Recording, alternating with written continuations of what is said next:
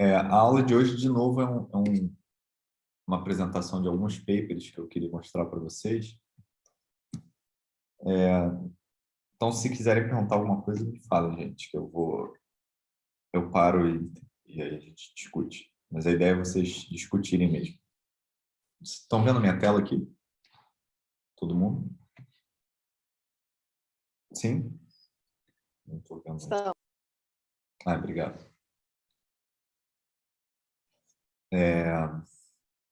Bom, a primeira coisa que eu queria chamar a atenção, para quem quiser, o Daniel, eu não sei se ele está aqui entre a gente agora. Cadê? Tá aqui. Não sei se o Daniel está aqui, mas ele usou essas notas de aula para aprender Machine Learning, desse cara que é da nossa área de mecânica quântica, né? O Florian Markart, um cara lá da Alemanha. E esse cara, ele deu esse curso, enfim, essa École de Physique de Zush, é um negócio bem famoso. Eles fazem escolas de física e produzem notas de aula sobre vários assuntos, né? Cada ano é uma coisa diferente. Esse aqui é sobre Machine Learning e está muito bem explicado, né? Ainda mais do ponto de vista da física. Então, Practical Introduction to Neural Networks for Physicists. Então, assim, se vocês quiserem dar uma olhada aqui, ler essas notas, é muito legal. E tem um site associado a essas notas de aula, e nesse site ele tem vários exemplos construídos em Python, para vocês começarem a brincar hoje, se vocês quiserem. Se vocês quiserem, vocês podem sair daqui da aula agora e usar o Python para fazer uma rede neural para fazer N coisas, dos quais tem vários exemplos que ele dá aqui, né? Por exemplo, reconhecer um rosto ou só gerar um padrão interessante. Tem várias coisas legais aqui. Ó, aqui tem aquela função sigmoid e ReLU que eu falei na aula passada. Então, assim, o approach que eu queria que o pessoal tivesse, né, chamando atenção para esse tipo de coisa, eu queria que fosse um approach prático assim, imagina que você é um físico do século XIX e você não tem computador. E alguém chega para você com um iMac, com Python e com um negócio que faz fit, tira logaritmo, seno, arco tangente, o que você quiser. Aí você vai falar, não quero aprender porque é difícil. Vou continuar aqui com as minhas tabelas de... Não, né, gente? Pelo amor de Deus. Vocês têm que se modernizar e aprender um negócio novo. Isso daqui é uma ferramenta, não estou falando que a gente vai fazer pesquisa nessa área, mas, assim, vocês têm um monstro que faz fit com milhares de parâmetros livres e por que não usar, entendeu? E tem várias bibliotecas pré-construídas para Python. Aprender esse negócio não é muito difícil. O Daniel aprendeu em 2 semanas, literalmente, talvez menos. Não sei se ele está aqui para dar o depoimento dele, mas... Então, assim, uma ferramenta poderosa de aproximar funções desconhecidas com exemplos de valores dessa função conhecidos. Espero que isso tenha ficado claro da aula passada. Alguém quer comentar alguma coisa? Então, tem essas notas de aula aqui, muito bem explicadinho. Aí eu separei uns papers que são relacionados com Machine Learning, né, que são alguns dos meus papers preferidos dessa área. Peraí, deixa eu ver.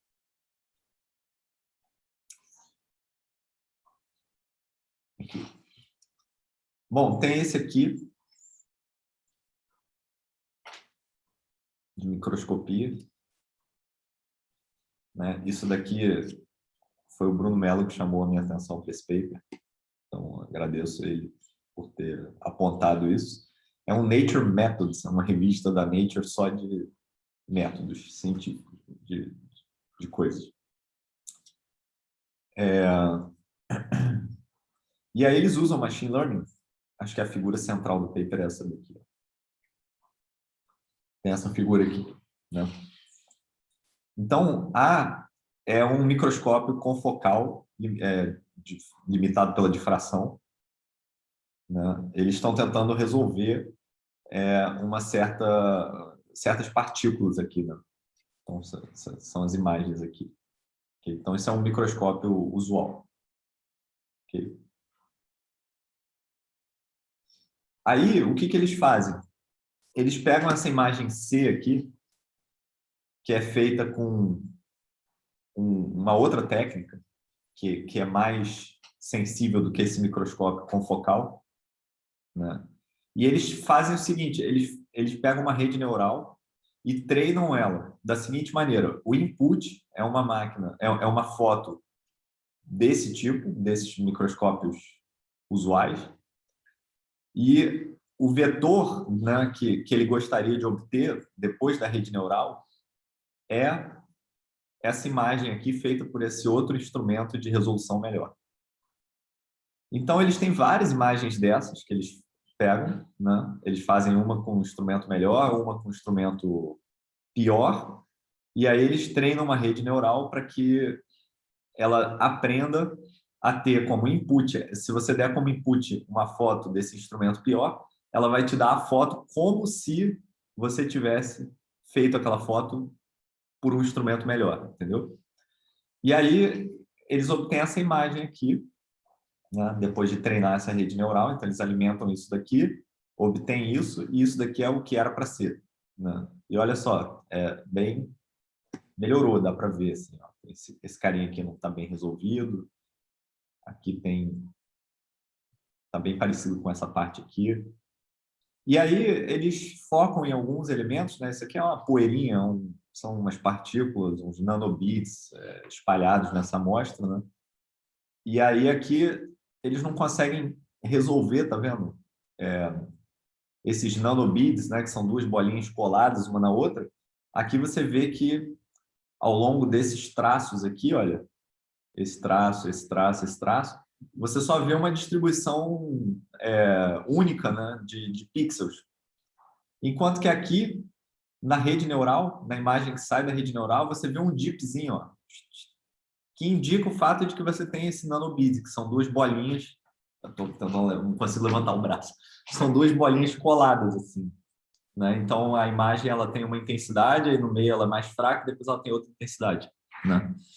E isso daqui é a comparação com aquele instrumento de microscopia mais sensível que eu estava falando para vocês, que é capaz de resolver os nanobits.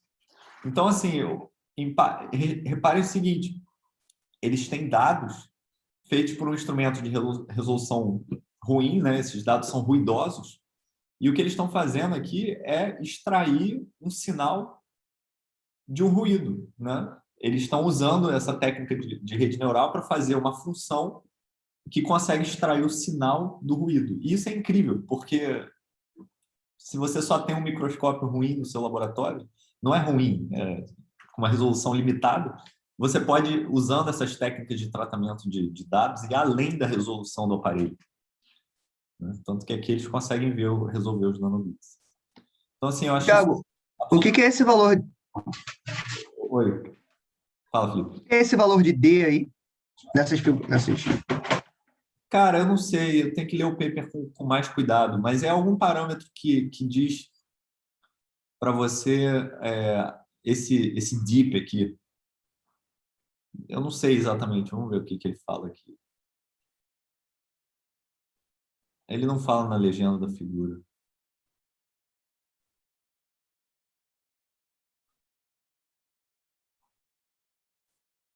O valor de D.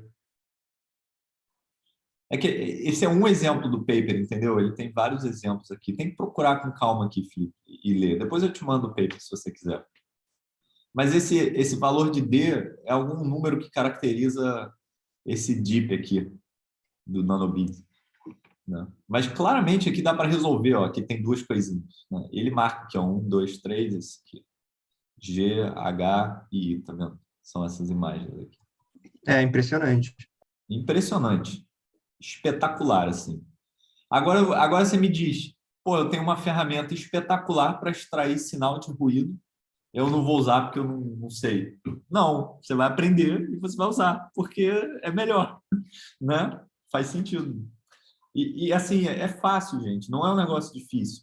Claro que fazer uma rede neural tipo o Google faz para resolver o problema de anovelamento de proteína, claro que são vários doutorados, é um negócio complexo, não sei o quê. Mas é uma ferramenta que cada vez mais vai aparecer e vai estar presente. É que nem fazer um fit, só que é um fit de alto número de parâmetros, né? Então tem esse paper que eu gostei muito, eles dão vários exemplos aqui de algoritmos para melhorar a imagem. E a ideia que eu quero que seja abstraída disso é: você começa com um sinal ruidoso e você tem uma ferramenta que é capaz de extrair o sinal do ruído. Esse aqui é a mentalidade principal que a gente tem que ter. Bom, depois eu mando para vocês. Deep Learning enables cross-modality super resolution in fluorescence microscopy. Legal. Vamos ver mais.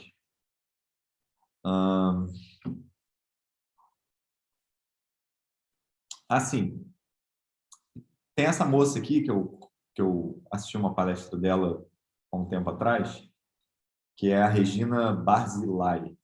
Ela é uma professora de ciência da computação do MIT.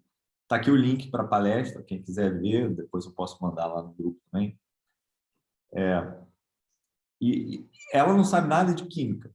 O lance dela não é química, tá? Mas ela sabe de computação e ela quer fazer um programa de computador que você dá como input a fórmula de uma certa molécula.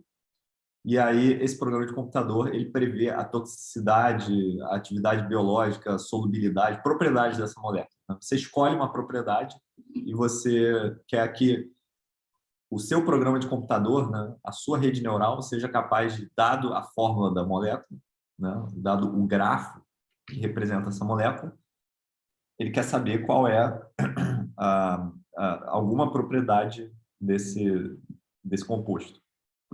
E, eventualmente, você quer que o seu programa de computador seja capaz de criar novos compostos com propriedades conhecidas.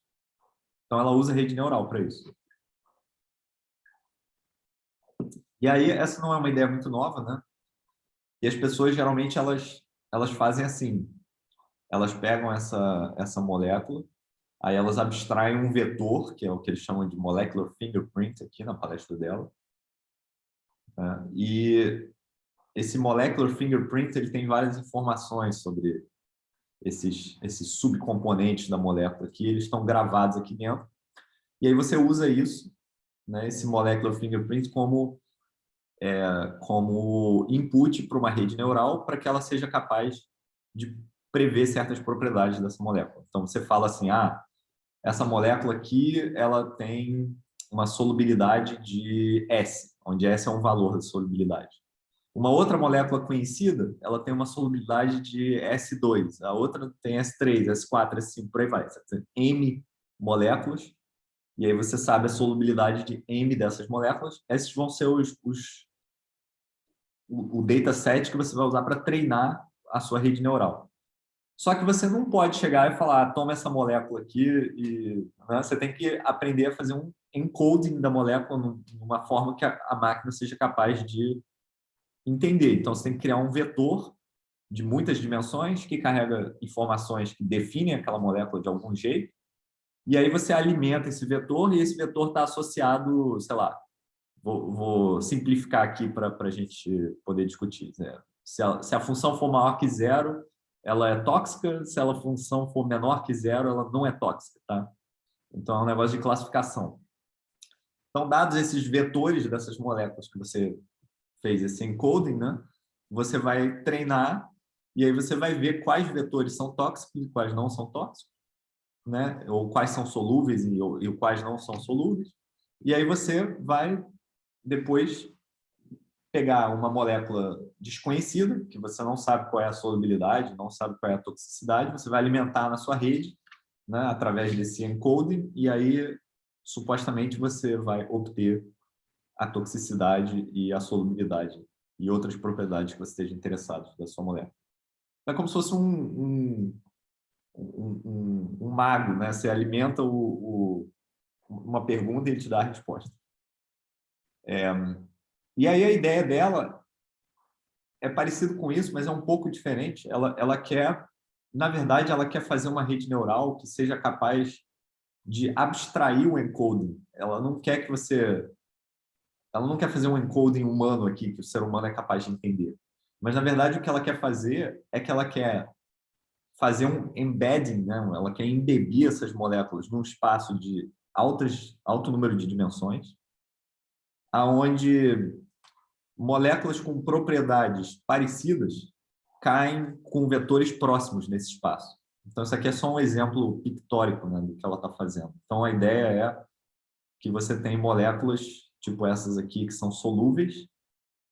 Se elas são solúveis, elas caem próximas desse espaço de alta dimensão. Se elas são insolúveis, elas vão cair num lugar bem longe daquele. E aí ela faz química, sim, só que ela não sabe nada de química. E ela tem parceria com várias empresas para fazer drug design e tudo mais. Inclusive, eu fui ver lá no site dela, ela está trabalhando com várias coisas relacionadas a coronavírus e remédio. Assim, é incrível que uma pessoa que ela mesma fala no talk, nessa palestra, vocês podem ir lá olhar. Ela não sabe nada de química, mas ela sabe de machine learning. Ela está usando essa ferramenta para fazer um negócio. Claro que ela deve ser ajudada por químicos, né, obviamente, mas é uma ferramenta que pode ajudar em várias áreas, assim, né? Porque, no fundo é isso. Tipo, é um fit de muitas dimensões, não, com parâmetros livres pra caramba. E aí, essencialmente, o que você faz é que você abstrai essa função, né? Você aproxima uma determinada função desconhecida usando vários exemplos conhecidos daquela função. E o computador, hoje em dia, a gente tem poder computacional no nosso desktop suficiente para poder tirar proveito disso de forma significativa. Alguma pergunta, gente?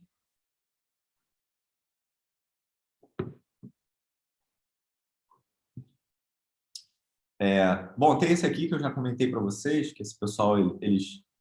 um comentário. Na palestra que eu vi da Regina, eu procurei a palestra, mas não estava gravada em lugar nenhum, eu não achei. Eu achei uma outra. Então, eu não vi toda essa outra. Mas na palestra que eu fiz, que eu assisti dela, ela falava que eles treinaram um algoritmo de rede neural para fazer prova de química no MIT e, a rede neural ela ganhou de todo mundo, de todos os alunos. Ela acertou todas as questões muito melhor do que todo mundo. Ela só perdeu para o diretor do departamento de química, que é um cabeçudo prêmio Nobel lá, que sabe mais química. Ficou páreo a páreo, assim, elas fizeram uma espécie de competição saudável entre a rede neural e as pessoas que sabiam química. E parece que ninguém ganha da rede neural. Você pode fazer perguntas de química sobre moléculas e só o cara cabeçudo do prêmio Nobel lá foi capaz de chegar páreo a páreo com o Skynet. Quer dizer, então, que a nossa rede neural é muito ruim, então? Não, quer Às dizer... vezes Não, é bizarro, né? Porque, na verdade, de certa forma, quando você compara o cérebro com o computador, fala, não, o cérebro não dá para comparar, tipo, muito melhor do que o computador, mas aí a gente perde nessas, assim, fácil, né? mas é porque é o tipo de problema, eu acho, Tati. Porque nesses problemas você está alimentando questões que o computador é especialmente bom em resolver, sei lá, são moléculas muito complicadas, com propriedades esdrúxulas que são previstas por detalhes muito finos na estrutura da molécula que você não... Como ser humano é difícil visualizar isso, sabe? Mas isso é um fit, é como se fosse assim uma função que está sendo aproximada pelo computador e é só uma Porque coisa. as questões não podem ser só decoreba também, né? Se forem só decoreba, aí o computador Não é vai sempre decoreba, ganhar, mas aí, pois é machine learning, né? Então, ele de alguma forma pensou, não é fez decoreba. a associação. É que ela vê detalhes, é isso aqui, ela vê detalhes na estrutura molecular que são responsáveis por propriedades globais desse negócio. Mas esses detalhes são tão pequenos e tão imperceptíveis que a gente não está acostumado, a gente não consegue visualizar. Às vezes eles dependem de um número tão grande de parâmetros que você não... Tipo assim, se você disser para mim, se eu te der uma função de 2.000 parâmetros e eu te perguntar se eu alterar o parâmetro número 578, o que vai acontecer com a função, você não vai saber, não vai ter intuição para isso, né? Você não vai... Mas um computador não está nem aí, ele vai fazendo. Mas, assim, a gente é dotado de criatividade, né? A gente tem emoção, a gente anda, o nosso computador, o nosso cérebro, ele tem um poder computacional, se você comparar, né, o número de elementos computacionais, muito maior do que um computador desktop, né, que a gente tem hoje em dia.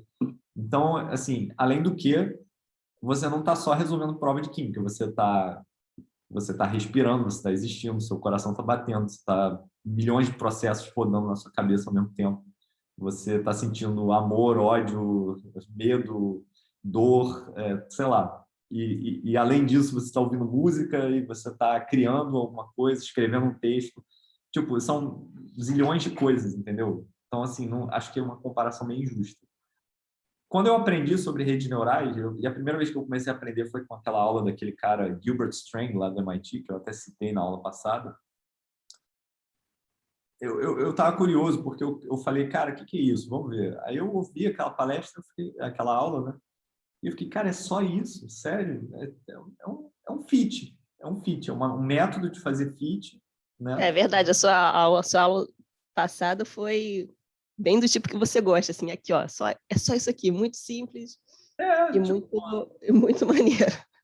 é maneiro, é legal, é útil, eu gosto, mas assim, acho que ainda falta muito para o Skynet dominar o mundo, sabe? Eu não entendo muito eu não compartilho desse medo que as pessoas têm dos computadores dominarem a Terra e nós estamos ferrados. Não, cara, é uma máquina de fazer fit com 10 mil parâmetros simultâneos, né? Tipo, sei lá, acho que ainda falta muito. Mas é interessante, é uma ferramenta, é um método de computação que, nas mãos certas, no problema certo, pode dar resultado muito bom. Tipo essas imagens aí desse microscópio que eu mostrei, né? Como físicos, né, e cientistas, de uma maneira em geral, a gente quer obter informação a partir de dados. E essas informações elas estão enterradas em ruído. Então, por que não usar ferramentas computacionais alternativas? Acho que já não é mais alternativo isso. Mas... como é o caso desses caras aqui, que também ensinaram química para uma rede neural de algum jeito, e aí os detalhes são sempre detalhes. Se você for lá olhar o paper, com certeza, se você se dedicar tempo suficiente, você vai conseguir entender. No fundo, é tudo álgebra linear. O Tomei, ele sabe muito bem disso, e ele deu um curso sobre isso no período passado de Machine Learning, eu acho, Deep Learning, sei lá. E, no fundo, é álgebra linear, diagonalização de matrizes muito grandes, matrizes esparsas, e alguns teoremas pouco conhecidos de matemática que garantem que esse negócio funciona. No fundo, é isso. Aplicado de novo, de novo, de novo. Então, assim, é uma ferramenta de álgebra linear matemática. Esse aqui eu achei bem legal também. Esse aqui foi bem influente para mim, porque, sei lá, eu achei interessante que você consegue... Eles descobriram novas reações químicas, né, usando esses precursores aqui, que estão escritos aqui embaixo. Isso é uma versão simplificada da figura que tem no paper, né? A árvore que tem no paper é muito mais densa que essa, é assustadoramente densa. Eles puseram isso aqui só para fins de visualização, né? Mas você começa com alguns precursores e aí você vai descobrindo caminhos para chegar em moléculas mais complexas, moléculas relevantes para a biologia, nesse caso, né? E eles descobriram vários caminhos que não eram conhecidos, e aí eles foram no laboratório e realizaram essas reações pela primeira vez e confirmaram que, de fato, o computador estava ensinando a gente a fazer química de um jeito desconhecido, né? Ninguém sabia que... É tipo assim, eu quero fazer um bolo que não existe. Se eu botar esse açúcar com creme de leite, com essa farinha aqui, nessas proporções, só que agora imagina vários ingredientes, com temperatura, com tudo. Não, um bolo que já existe, né? Ou não? Não, Se nesse for um caso bolo aqui, que não existe ou um bolo que já existe? nesse caso é um bolo que já existe. No caso Sim, no caso da entendi. Regina, ela quer Você fazer... só tem o bolo e os ingredientes e aí tenta aí para ver como é que sai, né? No caso da Regina, ela quer fazer Achado. bolos que não existem. Por exemplo, ela quer uma droga que cura o câncer, sei lá. Entendeu? Tá. Então, ela alimenta resultados de experimentos e aí ela tenta usar machine learning e, literalmente, se você entrar no site dela, ela tem lá áreas de pesquisa, curar o câncer. Literalmente está escrito isso. Desenhar novas drogas, sei lá. Então, assim, é um negócio que tem um potencial bem legal. Machine Learning. Esse aqui é o site do curso que eu comecei mostrando para vocês. Se vocês quiserem entrar, é o curso do Mark Carden, muito bom e muito prático para físicos, então eu gostei de... Eu não li muito a fundo, mas o Daniel leu e quem quiser pode conversar com ele. E, assim, ele inclusive aplicou isso na pesquisa dele. Dá para você mandar o link aí no chat, Thiago? Dá sim.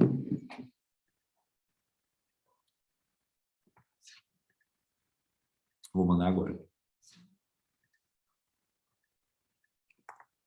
Prontinho. Bom, o que mais? Vamos ver o que mais. Tem mais algumas coisas aqui. Pode me interromper, gente. Eu tô falando. Tem esse outro paper aqui que também foi bem influente recentemente para mim, que eu achei por questões de pesquisa e tal. Ele é meio técnico. É um pessoal do Google, na Google Brain. O Google tem vários laboratórios de pesquisa, né? Um deles é esse Google Brain. E aqui o que eles fazem é o seguinte: eles pegam uma rede neural que está treinada numa certa tarefa, sei lá, classificar uma imagem. Então, você tem essas imagens de gato e você quer dizer quais são imagens de gato e quais são imagens de poste, sei lá, outra coisa. E aí isso é um problema de rede neural, né? É um problema clássico. Tem vários datasets que as pessoas usam para treinar as redes neurais delas, enfim. Essa área de classificação de imagem, né? E aí o que eles fazem é que eles usam evolução, né? Seleção natural para melhorar as redes neurais deles. Então, eles começam com uma população de redes neurais, eles treinam essas redes neurais, e aí eles fazem uma função fitness que diz que a rede neural mais fit é aquela que melhor classifica a imagem ou que melhor resolve o problema que você quer. E aí, com isso, eles modificam a rede neural, eles fazem uma mutação, né? Se a rede neural tiver um fitness alto, ela pode se reproduzir, então viram duas cópias, só que elas viram duas cópias com uma certa probabilidade de sofrer uma mutação, e aí você vai iterando esse processo na população de redes neurais várias vezes, e você vê a performance das suas redes neurais na sua população em função do número de gerações que você evoluiu. Então, literalmente, é que nem aqueles experimentos de bactéria do Uri Allen, que a gente falou no início. Só que agora num computador, está tudo gravado dentro do computador e a gente está usando aquelas ideias para fazer alguma coisa interessante. Então, é bastante técnico. Eu não recomendo quem não tiver muito interesse em ciência da computação ficar procurando detalhes aqui, mas só para vocês saberem, né? Esse é o gráfico central do paper, na minha opinião. Então, esse é o número de horas de experimento e isso daqui é a acurácia, né, que a rede neural performa numa certa tarefa lá. E aqui você tem busca aleatória de redes neurais, você busca redes neurais aleatoriamente. Aqui você tem uma outra técnica que eu não me lembro o que é, mas o importante é que você tem evolução aqui ganhando de todo mundo. Então, basicamente, esse algoritmo evolutivo em cima dessas redes neurais te dá muito mais rápido redes neurais que performam muito melhor do que se você ficasse buscando aleatoriamente. Você começa com uma rede aleatória, aí você treina ela e aí você vê a performance da rede treinada. Isso vai te dar uma certa performance que vai aumentar com o tempo, conforme você for buscando redes neurais. Mas se você fizer esse algoritmo evolutivo, você consegue respostas muito melhores, muito mais rápido. Então, eu achei isso bem legal também, evolução. Tem a ver com biologia, né? Não é biologia em si, ideias de biologia sendo usadas para ciência da computação, mas achei que valia a pena comentar. O que mais? Esse aqui já foi, esse aqui já foi. Sim. Aí eu queria entrar numa área um pouco mais abstrata. Esse aqui é bem mais matemático e bem mais teoria da informação, né? Esse é do Bielek, que é o cara que escreveu o livro que a gente seguiu várias coisas durante o curso, né? Tem seguido, né? Junto com os outros caras que eu não conheço. Esse paper já é antigo, mas eu queria só ler com vocês o abstract desse paper. Ele é um paper de teoria da informação no final, né? O nome é Predictability, Complexity and Learning. E eu acho que tem coisas interessantes nessa área que a gente pode usar, né? Eu sou dessa área de informação quântica, que é você estudar a teoria da informação do ponto de vista da mecânica quântica, né? Onde a informação é transmitida por estados quânticos.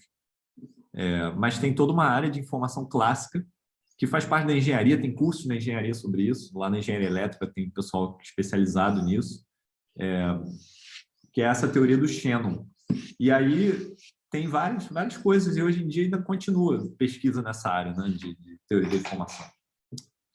E eu achei legal que nesse paper aqui, eu vou ler o abstract com vocês. Então, we define predictive information, I of t, essa quantidade, né, as the mutual information between past and future of a time series. Então, você tem uma série temporal que você mede no laboratório, né, e você quer saber, dado um pedaço dessa série temporal que é do passado até o presente, qual é a sua capacidade de prever o comportamento futuro dessa série temporal, né? E aí eles definem essa quantidade I de T, I predictable de T, que mede o quão previsível é a sua série temporal, né? Three qualitative different behaviors are found in the limit of large observation times, né? Esse predictive information can remain finite, grow logarithmic, or grow as a fraction of a power law. Então, tem três opções. Ou no limite onde você observa por um tempo muito grande, né? Ou essa quantidade está sempre finita, ou ela cresce logaritmicamente, ou ela cresce com uma lei de potências, né? If the time series allows us to learn a model with a finite number of parameters, então se o seu modelo que gera aquela série temporal tem um número finito de parâmetros, then I of t grows logarithmically with different coefficient with a coefficient that counts the dimensionality of the model space. Então é muito maneiro porque tem estrutura na série temporal, né? Eu pensei nas nossas pinças óticas no laboratório. A gente mede uma coisinha ruidosa, né? E aí a gente quer, usando esses dados, prever um certo modelo. Sei lá, o modelo seria qual é a força que está atuando na minha partícula, né? Então, eu só queria chamar a atenção do pessoal que faz pinça ótica e que tem interesse nessas coisas, né? Que tem todo um mundo lá fora de estatística que pode ser usado e que é pouco explorado pelas pessoas que estão fazendo o que a gente está fazendo hoje em dia. Então, é muito maneiro. Enfim, ele fala várias coisas aqui. The power law growth is associated, for example, with learning of infinite parameters, né? Então, é um modelo que é gerado por um número infinito de parâmetros.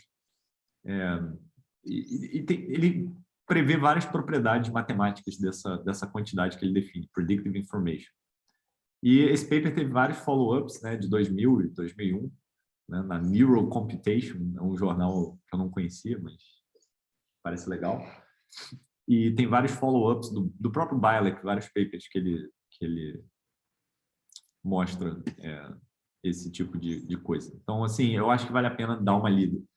Para quem não sabe teoria de informação, tem um review muito bom do Edward Witten, que eu acho que vale a pena dar uma lida também. Claro que ele fala da informação quântica e clássica. Para quem não conhece, Edward Witten é considerado o físico mais inteligente do mundo atualmente vivo. Mini intro, uma coisa assim. Mini Introduction to Information Theory. Então tem esse paper aqui, né, que é a Very Short Introduction to Classical and Quantum Information Theory. Então você pode ler isso e você já aprende de uma vez teoria da informação clássica e quântica. Eu li bastante, isso aqui é bem bom. Quem quiser olhar, vale a pena. Tá o número do archive aqui. E aí, explorar essas coisas, eu acho que é bom manter na cabeça, porque o que a gente quer é extrair sinal de ruído, de uma maneira geral. Então, assim, é bom entender a física do ruído. Alguma dúvida, gente? E tem a ver com learning, né? Tem a ver com aprendizado. No fundo, tem a ver com redes neurais também, porque as redes neurais são isso, é um modelo que você quer extrair certos parâmetros, né? Você tem dados e aí você faz um modelo dos dados, faz uma rede neural e essa rede neural ela é capaz de te dizer certos parâmetros associados àqueles dados.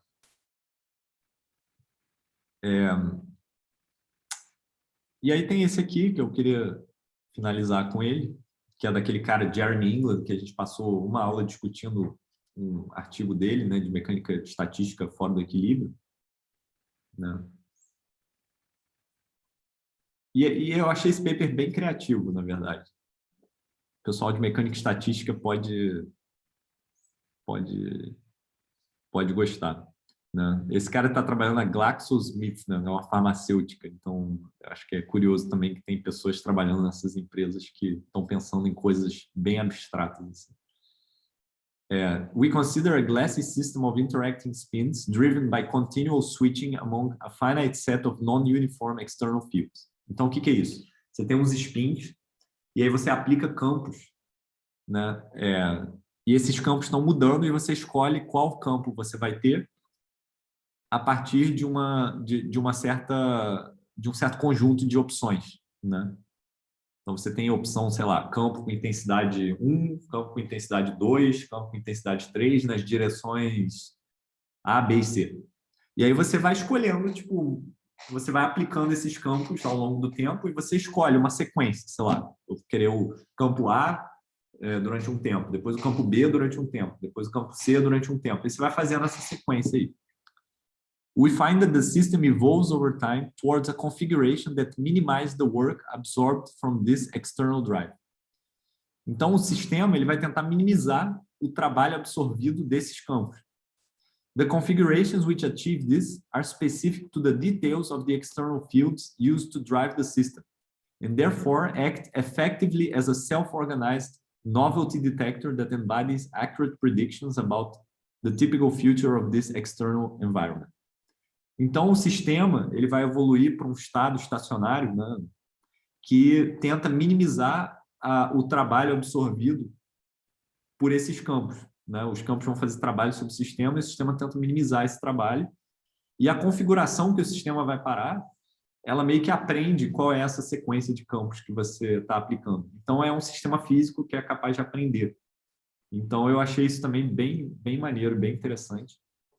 Tangencialmente conectado com Machine Learning, mas acho que vale a pena dar uma olhada nesse modelo, quem gosta de mecânica estatística e quem está interessado nessas coisas. E é um paper super simples, tá vendo? Ele começa com um modelo brinquedo aqui, aí ele deve fazer algumas simulações.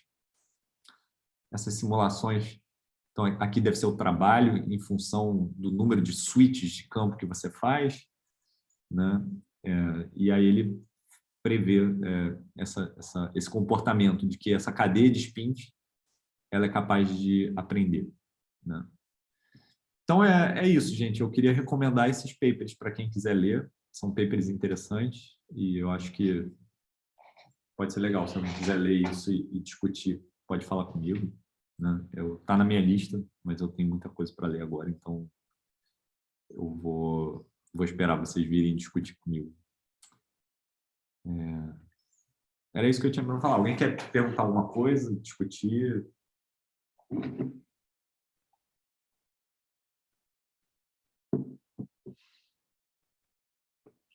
Então, foi mais uma apresentação de papers, né?